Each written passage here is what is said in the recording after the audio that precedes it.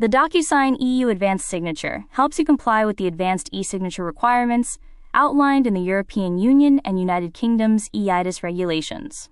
An advanced e-signature requires a partial identification of the signer. With the DocuSign EU Advanced Signature, this identification is handled by the sending party outside of DocuSign before sending the envelope. This means that the sending party acts as a registration authority and must comply with all the associated requirements. If you do not want to be responsible for the identification process, consider using the DocuSign ID verification for EU Advanced Signature instead, which automates the identity verification workflow and delegates this responsibility to DocuSign.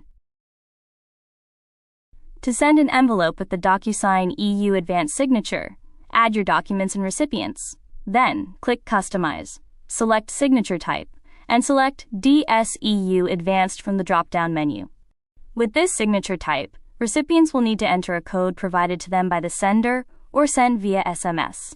When you choose access code, you must manually enter a code and provide the code to the recipient. For security reasons, we recommend that you do not send it to the same email address as the envelope notification.